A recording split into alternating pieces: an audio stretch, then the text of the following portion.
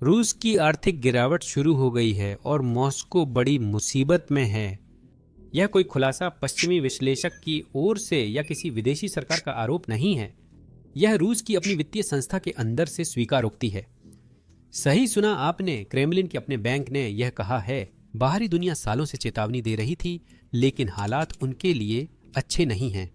जब डर शांत करने वाली संस्था भी मान ले कि अर्थव्यवस्था ढह रही है, तो यह दिखाता है कि नुकसान इनकार से आगे बढ़ चुका है। अब सवाल यह नहीं है कि रूस पर अभी भी दबाव है या नहीं, बल्कि यह है कि गिरावट कितनी गहरी है और इसका देश, पुतिन और पूरी दुनिया पर क्या असर पड़ेगा। 2022 से रूस ने अपनी अर्थव्यवस्था को इस तरह से बदल दिया है कि वह अब बाजार प्रणाली जैसी नहीं, बल्कि युद्धकालीन मशीन जैसी दिखती है। हर संभव उपाय किए गए हैं ताकि सेना को पैसा मिलता रहे, प्रतिबंधों की लागत छुपाई जा सके और जनता को लगे कि सब नियंत्रण में है। कुछ समय तक यह काम करता रहा। अधिकारियों ने मजबूती का दावा किया और ऐसे सकल घरेलू उत्पाद आंकड़ों की ओर इशारा किया जो विकास दिखाते थे। सरकारी टेलीविजन ने दावा किया रूस अलग थलग होकर भी मजबूत है। हाल ही में एक इंटरव्यू में रूसी राजदूत को रूसी अर्थव्यवस्था पर बोलते सुना। मैं हाल ही में कई बार अपने देश गया था, मुझे किसी भी तरह की गिरावट नजर नहीं आई। इन सब इनकारों के बावजूद पर्दे के पीछे लोगों ने देखा कि कीमतें बढ़ रही हैं, दुकानों की शेल्फें खाली हो रही हैं और रूबल हर महीने कम मूल्य ला रहा है। यह सिस्टम भ्रमों पर बना था और भ्रम ज्यादा समय तक टिक नहीं सकते। अब एक दुर्लभ ईमानदारी के पल में रूस के बैंक ने आखिरकार वही स्वीकार कर लिया है जिसे क्रेमलिन महीनों से छुपाने की कोशिश कर रहा था। अर्थव्यवस्था ढह रही है। आधिकारिक आंकड़ों के अनुसार 2025 की पहली 2 तिमाहियों में रूस की जीडीपी घटी, जिससे मंदी की परिभाषा पूरी होती है। यह रूस की अर्थव्यवस्था के लिए बड़ी मुसीबत है और यह चेतावनी एक से अधिक स्रोतों से आ रही है। जून में अर्थव्यवस्था मंत्री मैक्सिमा राशेतनिकोव ने कहा था कि रूस मंदी के कगार पर है। कुछ हफ्तों बाद ऑक्सफोर्ड इकोनॉमिक्स ने भी समर्थन किया और कहा देश डगमगा रहा है। रूस की वित्तीय प्रणाली में भी चिंता बढ़ रही है। पिछले हफ्ते सेबेर बैंक के सीईओ हरमन ग्रेफ ने अर्थव्यवस्था को तकनीकी रूप से स्थिर बताया और अपनी पहले की चेतावनियों को दोहराया कि विकास लगभग शून्य है। अगर ये कोई साधारण पश्चिमी विश्लेषक होते तो हम नजरअंदाज कर देते, लेकिन ये अहम निष्पक्ष आवाजें हैं। राशेतनिकोव सरकार की अपनी आर्थिक टीम की ओर से बोलते हैं, जबकि ऑक्सफोर्ड इकोनॉमिक्स यह दर्शाता है कि वैश्विक बाजार रूस को कैसे देखते हैं। ग्रेफ रूस के निजी क्षेत्र के प्रभावशाली व्यक्ति हैं। जब ये तीनों एक ही बात कहते हैं तो संदेश साफ है। यह कोई अल्पकालिक समस्या नहीं है, यह एक गहरी दीर्घकालिक गिरावट है। इस बिंदु पर सच्चाई को नजरअंदाज करना मुश्किल है। सच्चाई यह है कि रूस की युद्ध अर्थव्यवस्था बिखर रही है और यहां तक कि उसके सबसे वफादार संस्थान भी अब नुकसान को छुपा नहीं सकते। यह समझने के लिए कि रूस के केंद्रीय बैंक की यह स्वीकारोक्ति इतनी महत्वपूर्ण क्यों है, हमें एक कदम पीछे जाकर देखना होगा कि रूस ने अपनी युद्ध अर्थव्यवस्था की शुरुआत कैसे की थी। यूक्रेन पर हमले के बाद प्रतिबंध लगते ही क्रेमलिन ने देश में घबराहट रोकने के लिए तुरंत कदम उठाए। पैसा बाहर जाने से रोकने को पूंजी नियंत्रण लगाए गए। तेल गैस निर्यात को और बढ़ाया गया, चाहे चीन भारत को सस्ती दर पर ही क्यों न बेचना पड़े। देश में भी प्रचार तंत्र ने लोगों को बताया कि अर्थव्यवस्था मजबूत है और पश्चिमी देशों के उपाय असफल रहे। कुछ समय तक यह रणनीति स्थिरता के इल्यूजन का कारण बनी। रूबल सुरक्षित रहा, फैक्ट्रियां चलीं और सैनिकों को वेतन मिला। ऊपरी तौर पर रूस ने सबसे बुरे हालात से बचाव कर लिया था, लेकिन उस स्थिरता का अधिकांश हिस्सा एक भ्रम था। रूस के नेताओं का जिस विकास पर घमंड था वह आम लोगों को लाभ नहीं देता था। जीडीपी इसलिए बढ़ी क्योंकि सरकार टैंकों, मिसाइलों व गोला बारूद पर भारी खर्च कर रही थी। इससे कागजों पर अर्थव्यवस्था भले ही शानदार दिखे, लेकिन इससे लोगों के खाने पीने का इंतजाम नहीं होता और न ही दवाइयां सस्ती रहती हैं। विकास की चर्चा के साथ ही रोजमर्रा की चीजों के दाम बढ़े, बचत की कीमत घटी और रूबल कमजोर होता गया। लोगों ने जेब पर दबाव महसूस किया, जबकि अधिकारी कहते रहे कि प्रतिबंधों के बावजूद रूस मजबूत है। हालांकि अब तो रूस के बैंक को भी यह संकेत देने के लिए मजबूर होना पड़ा है कि अब इस कहानी को और आगे नहीं बढ़ाया जा सकता। ऐसी संस्था की ओर से दिया गया बयान हल्के में नहीं लिया जाता। इसका काम आमतौर पर लोगों को शांत रखना, विश्वास दिखाना और घबराहट को रोकना होता है। अगर वह संकेत दे रही है कि दरारें दिख रही हैं तो समस्याएं अब छुपाई नहीं जा सकती। यह एक संकेत है कि रूसी नेतृत्व जानता है कि पतन शुरू हो चुका है। तो बड़ा सवाल यह है कि यह पतन क्यों हो रहा है। साफ कहूं तो ये एक नहीं, कई कारणों की वजह से अर्थव्यवस्था टूटने की कगार पर है। शुरुआत के लिए प्रतिबंधों का असर क्रेमलिन की अपेक्षा से कहीं ज्यादा कड़ा रहा है। पूरे उद्योगों ने पश्चिमी बाजारों, तकनीक और वित्त तक पहुंच खो दी है। यूरोप, जो कभी रूस का सबसे बड़ा तेल और गैस ग्राहक था, अब मुंह मोड़ चुका है।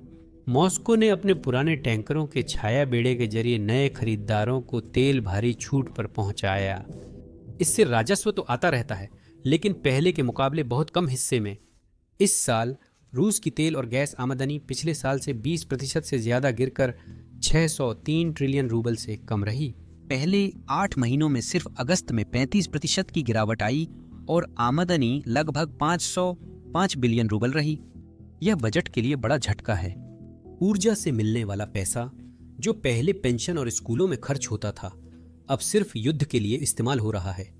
और सरकार को अपनी वार्षिक पूर्वानुमान लगभग 1/4 तक घटाने के लिए मजबूर होना पड़ा है, जिससे कुल मिलाकर स्थिति तेजी से खराब हो रही है। हम सभी जानते हैं कि किसी भी अर्थव्यवस्था को पैसे की जरूरत होती है, और जब पैसे की बहुत कमी हो तो हालात बिगड़ने लगते हैं। लेकिन सिर्फ प्रतिबंध ही इस गिरावट की वजह नहीं है। रूस के अपने फैसलों ने हालात को और भी ज्यादा खराब कर दिया है। सैन्य खर्च बेकाबू हो गया है। इस समय रक्षा पर पूरे राज्य बजट का 1/3 से भी ज्यादा खर्च हो रहा है। यह बदलाव चुपचाप नहीं हुआ। सामाजिक सेवाओं, स्वास्थ्य देखभाल और क्षेत्रीय विकास सभी में कटौती की गई ताकि टैंक लगातार बनते रहें। तर्क साफ है, बंदूकें मक्खन से ऊपर, जिससे युद्ध प्रयास तो चलता है पर बाकी अर्थव्यवस्था कमजोर हो रही है। यह गलती पहले भी कई साम्राज्य कर चुके हैं, आगे वीडियो में चर्चा करेंगे। इसी दौरान रूबल लगातार संकटों से जूझता रहा। 2023-2024 में इस मुद्रा ने कई बार पूरी तरह गिरावट झेली। केंद्रीय बैंक ने गिरावट रोकने को ब्याज दरें तेज बढ़ाईं, लेकिन इसकी भी कीमत चुकानी पड़ी। छोटे व्यवसायों को कर्ज मिलना कठिन हुआ, मॉर्गेज किस्तें बढ़ीं और परिवारों ने खर्च घटाए। आयात पाबंदी से जरूरी सामानों की कीमतें और बढ़ गईं। हर बार जब रूबल की कीमत गिरी, आम रूसी लोगों की जिंदगी और मुश्किल हो गई। मुद्रा की रक्षा से समय मिला, पर विकास रुक गया। अर्थव्यवस्था संभल रही थी, पर सांस नहीं ले रही थी। अर्थव्यवस्था को लोगों के नुकसान से बड़ा झटका लगा है। युद्ध शुरू होने और लामबंदी की घोषणा के बाद से 1 मिलियन से ज्यादा रूसी देश छोड़ चुके हैं। इनमें से कई युवा, शिक्षित और अत्यधिक कुशल थे। टेक वर्कर, इंजीनियर, डॉक्टर और उद्यमी। उन्होंने अपना सामान समेटा और चले गए। पीछे ऐसे खालीपन छोड़ गए जिन्हें भरना आसान नहीं है। ये सिर्फ चार्ट पर आंकड़े नहीं थे, ये नवाचार की रीढ़ थे, विकास के प्रेरक थे। वे लोग थे जो उद्योगों को आगे बढ़ाते थे। उनके जाने से मुख्य क्षेत्रों में खालीपन आ गया है। अब जो बचा है वह एक ऐसा श्रम बाजार है जो बहुत पतला और कमजोर हो गया है। कारखानों में कर्मचारियों की कमी है, खेतों में फसल काटने में मुश्किल हो रही है और अस्पतालों में स्टाफ की कमी है। हर क्षेत्र में उत्पादकता गिर रही है। युद्धकालीन अर्थव्यवस्था केवल बल से चल सकती है, लेकिन मरम्मत, निर्माण और आविष्कार करने वाले न हो तो वह अंत में रुक जाती है। और अब रूस उस दबाव को महसूस कर रहा है। और जैसे ये सब कुछ ही काफी नहीं था, भ्रष्टाचार ने हालात और भी बदतर कर दिए हैं। रक्षा अनुबंधों में अरबों की रकम आ रही है। अंदरूनी लोगों ने इस युद्ध को एक व्यापारिक अवसर की तरह देखा है।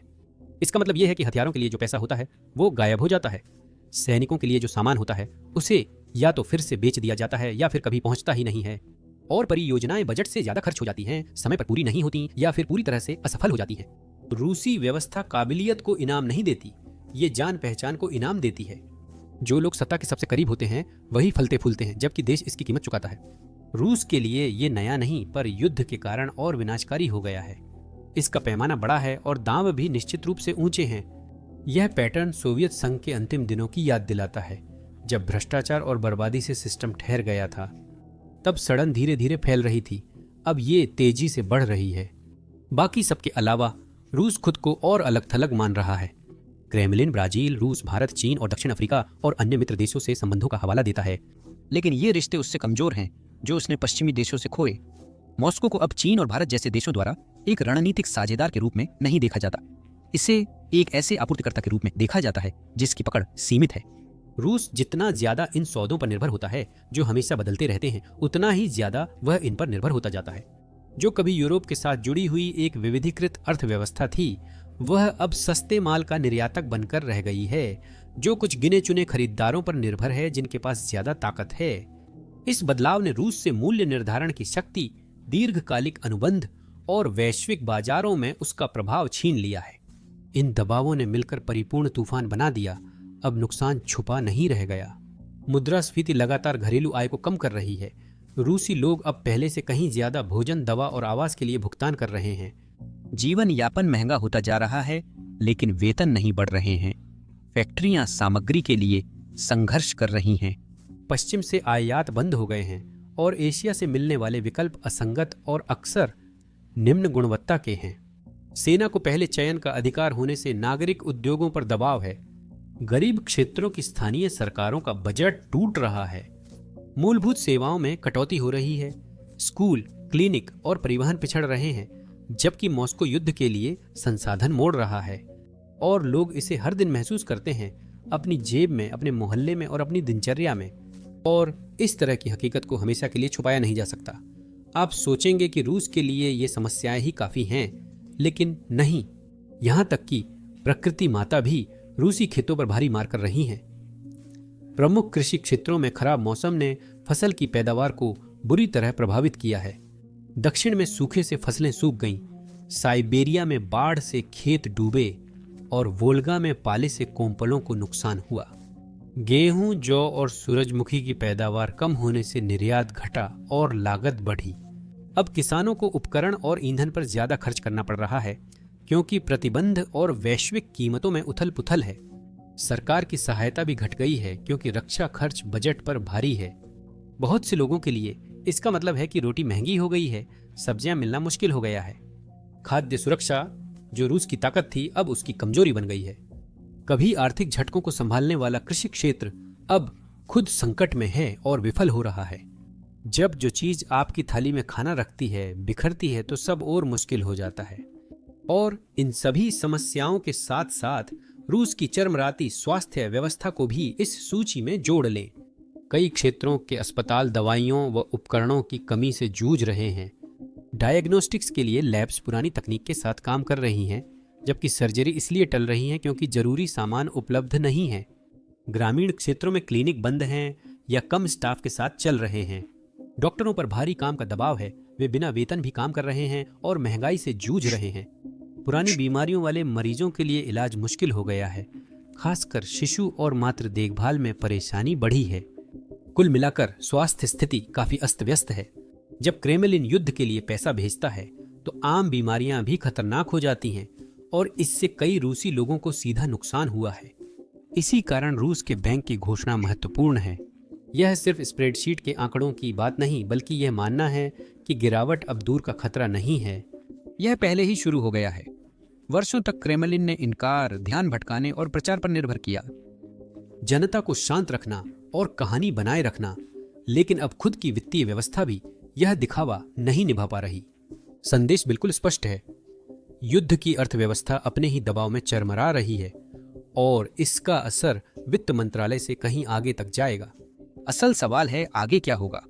रूस के लिए यह गिरावट जनता के मूड में बदलाव दर्शाती है। अशांति बढ़ रही है, असंतोष फैल रहा है।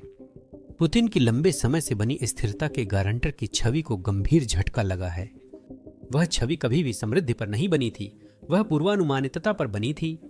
अगर लोग मानना छोड़ दें कि राज्य उनकी जिंदगी स्थिर रख सकता है, तो उसकी सत्ता कमजोर होने लगती है। इस भरोसे की कमी काले बाजारों के बढ़ने से पहले ही दिख चुकी है। लोग बस गुजारा करने के लिए अनौपचारिक व्यवस्थाओं की ओर रुख कर रहे हैं। यह बदलाव राज्य की पकड़ को कमजोर करता है और नए खतरों के लिए दरवाजा खोलता है। जब भरोसा कमजोर पड़ता है और नियंत्रण ढीला हो जाता है, तो छोटी छोटी गड़बड़ियां भी बहुत बड़े संकट का रूप ले सकती हैं। भरोसे की यह गिरावट सीधे अगले संकट यानी युद्ध प्रयास की ओर ले जाती है। रूस की सेना पर दबाव उतना ही गंभीर है जितना उसकी अर्थव्यवस्था पर है। सेना को हथियार, वाहन और गोला बारूद देना महंगा है, चाहे विकास का दौर ही क्यों न हो। अर्थव्यवस्था सिकुड़ने पर इसे बनाए रखना लगभग असंभव हो जाता है। जो फैक्ट्रियां पहले नागरिक वस्तुएं बनाती थीं, उन्हें अब हथियार बनाने के लिए इस्तेमाल किया जा रहा है, लेकिन उन फैक्ट्रियों को भी अब कमी का सामना करना पड़ रहा है। रूस के पास अब वह उन्नत तकनीक आसानी से उपलब्ध नहीं है। जिसे वह पहले यूरोप और संयुक्त राज्य अमेरिका से आयात करता था। आधुनिक युद्ध के लिए जरूरी चिप्स, सेंसर और सटीक मशीनरी अब रूस की पहुंच से बाहर हैं। विकल्प मौजूद हैं, लेकिन वे धीमे, अधिक महंगे और अक्सर कम भरोसेमंद होते हैं। नतीजतन सैन्य मशीन की दक्षता घट रही है, जबकि युद्ध क्षेत्र की मांगें बढ़ रही हैं। सैनिक दबाव महसूस कर रहे हैं। पहले जो वेतन अच्छा लगता था, अब महंगाई के कारण कम हो गया है और उसका भुगतान भी देर से हो रहा है। और जब बात उन्हें संसाधनों की आती है जो रूस को जीत दिला सकते हैं, तो हालात और भी खराब हैं। उपकरण अक्सर पुराने या खराब रखरखाव वाले होते हैं और आपूर्ति भी बहुत कम है। मोर्चे पर तैनात लोगों को युद्ध खत्म नहीं होता लगता, जबकि उनके परिवारों की हालत घर पर और बिगड़ती जाती है। यह दूरी मनोबल को कमजोर कर देती है, और मनोबल सिर्फ कोई हल्का फुल्का आंकड़ा नहीं है, बल्कि यह किसी भी सेना के पास सबसे महत्वपूर्ण संसाधनों में से एक है। सरकार पैसे छाप सकती है या लोगों की भर्ती कर सकती है, पर जीत का विश्वास खत्म होने पर उसे दोबारा नहीं जगा सकती। ये समस्याएं सिर्फ सैनिकों या गरीबों तक सीमित नहीं, रूसी अभिजात वर्ग भी दबाव झेल रहा है। उनके लिए अब दबाव सिर्फ आर्थिक नहीं रह गया है, बल्कि यह मानसिक भी है। सारी उस अफरा तफरी के बीच यूट्यूब ने एक हैरान कर देने वाली घोषणा की है। यह क्रिएटर्स को हर दिन $64 मिलियन का भुगतान कर रहा है। क्यों? असल में क्योंकि यूट्यूब के पास पर्याप्त क्रिएटर्स नहीं हैं। इसी वजह से आप अपने होम पेज पर ऐसे वीडियो देखते हैं जिनके 1000 से भी कम व्यूज होते हैं, जैसे कि ये वाला। अब जाहिर है, इसका मतलब ये नहीं कि हर किसी को चैनल शुरू कर देना चाहिए, लेकिन अगर आपने कभी यूट्यूब चैनल या बिना चेहरे वाला चैनल शुरू करने के बारे में सोचा है, तो अभी शायद सबसे अच्छा समय है। यूट्यूब हर दिन क्रिएटर्स को करोड़ों रुपए दे रहा है और अब पहले से कहीं ज्यादा नए और छोटे चैनलों को आगे बढ़ा रहा है। लेकिन मुझे यकीन है कि आपके मन में चैनल शुरू करने और उसे बढ़ाने को लेकर कई सवाल होंगे। हमें आप में से कई लोगों की ईमेल्स में ऐसे सवाल अक्सर मिलते रहते हैं। इसीलिए हमने अपनी सभी यूट्यूब सलाह एक ही वीडियो में मुफ्त देने का फैसला किया है।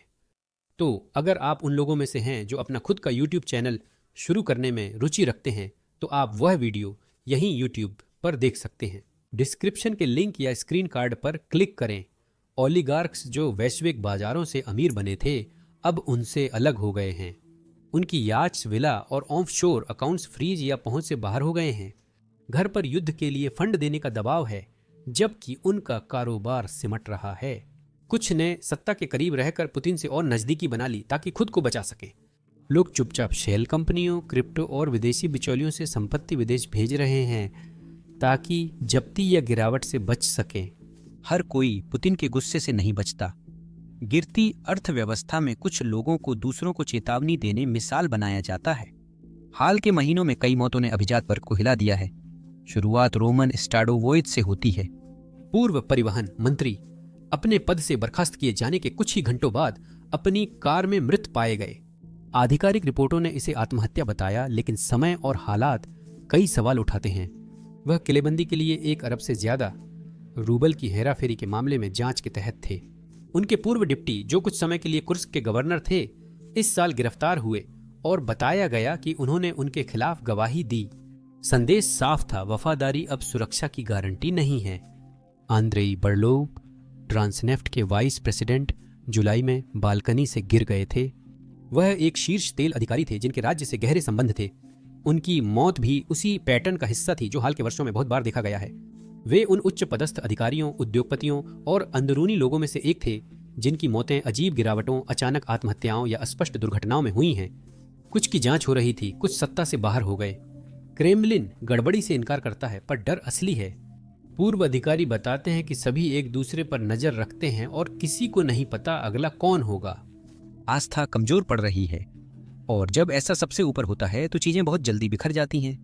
तो अब जब पूरी घरेलू स्थिति को अच्छी तरह से समझा दिया गया है, क्या आपने कभी सोचा है कि यह स्थिति पूरी दुनिया को किस तरह प्रभावित करती है? दरअसल इस पतन का असर सिर्फ रूस तक सीमित नहीं है। दुनिया ने ऊर्जा और खाद्य बाजारों में यह झटका पहले ही महसूस कर लिया है। रूस के गैस, तेल या अनाज निर्यात रोकने से वैश्विक कीमतें बढ़ती हैं। युद्ध का असर दूर देशों पर भी होता है। यूरोप में हीटिंग और अफ्रीका, एशिया में खाद्य कीमतें बढ़ती हैं। बाजारों में तनाव बना रहता है क्योंकि क्रेमलिन ने दिखा दिया है कि वह संसाधनों को हथियार के रूप में इस्तेमाल करने के लिए तैयार है। रूस की अर्थव्यवस्था कमजोर होने पर उसके कदम और अप्रत्याशित हो सकते हैं। तेल गैस की आमदनी ने मॉस्को को ताकत और स्थिरता दी थी। अब जब आमदनी घट रही है, ऊर्जा का इस्तेमाल दबाव बनाने में हो सकता है, जिससे वैश्विक व्यापार अस्थिर हो सकता है। गेहूं और उर्वरक ऐसे ही उदाहरण हैं। रूस यूक्रेन कभी वैश्विक खाद्य आपूर्ति केंद्र थे। युद्ध और प्रतिबंधों से आपूर्ति बाधित हुई, जिससे आयातक देशों में कमी की चिंता बढ़ी। अगर रूस की अर्थव्यवस्था कमजोर रही और कृषि उत्पादन प्रभावित हुआ, तो यह चिंता हकीकत बन सकती है। वैश्विक वस्तुओं का हर झटका यूरोप, दक्षिण अमेरिका या अफ्रीका जैसे दबाव में देशों में महंगाई बढ़ाता है। तो जबकि पतन रूस के अंदर शुरू होता है, इसके प्रभाव बाहर तक फैलते हैं और इसकी सीमाओं से बहुत दूर लोगों की जिंदगियों को छूते हैं। गहरी सच्चाई यह है कि यह पतन उस व्यवस्था के बिखरने की शुरुआत है जिसे पुतिन ने 2 दशकों में बनाया था। उनका शासन कभी भी समृद्धि या आजादी देने के बारे में नहीं था। यह व्यवस्था देने के बारे में था। यह वादा कि जिंदगी स्थिर रहेगी, भले ही सीमित ही क्यों न हो। अब वह समझौता टूट चुका है। युद्ध ने उन परिस्थितियों को नष्ट कर दिया जो इसे जोड़े हुए थीं, क्योंकि क्रेमलिन ने टकराव और सैन्यकरण को चुना। ऐसा करके उसने पूरे देश की स्थिरता को दांव पर लगा दिया। यहाँ इतिहास की ऐसी गूंज है जिसे नजरअंदाज नहीं किया जा सकता। 1980 के दशक के अंत में सोवियत संघ इसी जाल में फंस गया था। सैन्य खर्च ने दशकों तक अर्थव्यवस्था कमजोर की। सामाजिक सेवाएं और उपभोक्ता वस्तुएं खराब रहीं, भ्रष्टाचार बढ़ा। जब तक सुधार की कोशिश की गई, तब तक व्यवस्था इतनी जर्जर हो चुकी थी कि वह प्रतिक्रिया देने में असमर्थ थी। नतीजा यह हुआ कि कमी और बढ़ गई, नागरिक अशांति फैल गई और फिर पतन हो गया। आज वही पैटर्न दोहराया जा रहा है। एक बार फिर युद्ध पर खर्च ने अर्थव्यवस्था को खोखला कर दिया है और एक बार फिर भ्रष्टाचार और कुप्रबंधन दक्षता को खत्म कर रहे हैं। जनता को फिर खाली वादों के साथ छोड़ दिया गया, जबकि नेता विदेशों में सत्ता के पीछे भाग रहे हैं। कुछ लोगों का मानना है कि रूस ने प्रतिबंधों के अनुसार खुद को ढाल लिया है और एशिया से नए संबंध बनाए हैं, और इसमें कुछ सच्चाई है। लेकिन ताकत सापेक्ष होती है। एक ऐसी अर्थव्यवस्था जो कुछ गिने चुने खरीदारों को छूट पर तेल बेचने तक सीमित हो गई हो, वह लचीली नहीं कहलाती। निर्भरता कमजोरी लाती है, और रूस जिन साझेदारों जैसे चीन पर निर्भर है, वे इसी कमजोरी का फायदा उठाते हैं। वे सस्ती ऊर्जा खरीदते हैं, दबदबा हासिल करते हैं और रूस को एक बराबर साझेदार की बजाय जूनियर पार्टनर की तरह मानते हैं। यह स्थिरता नहीं बल्कि अंदरूनी गिरावट है। आगे जो होता है वह सिर्फ बजट और कमी के बारे में नहीं है। यह इस बारे में है कि लोग कैसे सोचने लगते हैं जब उनके पैरों के नीचे की जमीन कम स्थिर महसूस होती है। रूसियों ने हर साल मुश्किलों का सामना करना सीखा है, लेकिन सहनशीलता की सीमा होती है। शुरुआत में लोग खुद को ढाल लेते हैं, वे खर्च कम कर देते हैं, वे परिवार पर निर्भर हो जाते हैं, वे कमी से निपटने के तरीके ढूंढते हैं। लेकिन कई सालों की गिरावट के बाद निराशा निजी जीवन में घर कर जाती है। यह ट्रेन में धीमी आवाज में होने वाली बातचीत का विषय बन जाता है, दफ्तर के गलियारों में होने वाली शिकायतों का कारण बनता है, या उन माता पिता के बीच चिंता का विषय बन जाता है जो अपने बच्चों के लिए कम संभावनाएं देखते हैं। ऐसी असंतुष्टि शायद ही कभी विरोध या सुर्खियों में दिखती है। यह धीरे धीरे और अदृश्य रूप से बढ़ती है, जब तक अचानक अस्वीकार्य न हो जाए। चुपचाप दबाव महसूस होना नया नहीं है। इतिहास डरावनी याद दिलाता है। सोवियत संघ अडिग था जब तक वह नहीं रहा। आज का फर्क यह है कि रूस शांति में नहीं बल्कि युद्ध लड़ते हुए बिखर रहा है। एक युद्ध जो राज्य के जरूरी संसाधनों को खत्म कर रहा है। यह स्थिति और भी खतरनाक है। घरेलू कमजोरी और विदेश में संघर्ष एक दूसरे के खिलाफ खींचते हैं और मिलकर अस्थिरता को और बढ़ा देते हैं। और अस्थिरता एक और बड़ा सवाल उठाती है, आगे क्या होगा? एक व्यक्ति के इर्द गिर्द बने सिस्टम में बदलाव के लिए शायद ही कभी जगह होती है। पुतिन ने ऐसे शासन किया है जैसे कल कभी आएगा ही नहीं, लेकिन कल तो हमेशा आता है। बिना किसी स्पष्ट उत्तराधिकारी के, बिना इतनी मजबूत संस्थाओं के जो बोझ उठा सकें, हर बदलाव एक जुआ बन जाता है। अभिजात वर्ग यह अच्छी तरह जानते हैं। वे चुपचाप चाल चलते हैं, एक दूसरे पर नजर रखते हैं, पर नहीं जानते कौन पहले कदम उठाएगा। आम लोग भी इसे महसूस करते हैं। भविष्य अनजाना है, फिर भी सिर पर मंडराता बेचैनी लाता है। योजना का न होना स्थिरता का संकेत नहीं है। इसका मतलब है कि जब बदलाव आएगा तो वह अराजकता के साथ आएगा। इसीलिए बैंक ऑफ रशिया की घोषणा महत्वपूर्ण थी। यह सिर्फ मुद्रास्फीति या विकास का चार्ट नहीं, बल्कि यह स्वीकारोक्ति थी कि अब कहानी और हकीकत अलग हैं। आम रूसी लोगों के लिए यह उस संघर्ष की पुष्टि करता है जिसे वे हर दिन अपनी जेब और अपने घरों में महसूस करते हैं। अभिजात वर्ग के लिए यह एक डरावना संकेत भेजता है कि जिस व्यवस्था पर वे अपनी सुरक्षा के लिए निर्भर हैं, वह डगमगा रही है। दुनिया के लिए यह याद दिलाना है कि रूस का बिखराव उसकी सीमाओं तक सीमित नहीं रहेगा। एक परमाणु शक्ति में आर्थिक पतन, राजनीतिक उथल पुथल और सैन्य दबाव हमेशा बाहर तक असर डालते हैं। यही वजह है कि आज दांव इतने ऊंचे हैं।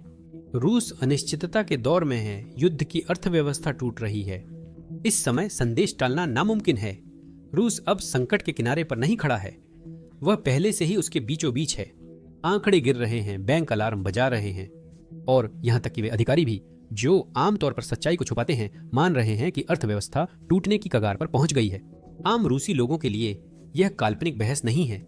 इसका मतलब बढ़ती कीमतें, कम नौकरियां और भविष्य को लेकर डर है। क्रेमलिन के लिए इसका मतलब है एक ऐसी अर्थव्यवस्था जिसे अब नारेबाजी और आपातकालीन उपायों से नियंत्रित नहीं किया जा सकता। तो यह सब आखिरकार किस ओर ले जाता है? विकल्प बहुत कम है और उनमें से कोई भी आसान नहीं है। क्रेमलिन जो सबसे अच्छा कर सकता है वह है दरारों को थोड़ा बहुत भरना, ताकि पूरी तरह से पतन को कुछ समय के लिए टाला जा सके।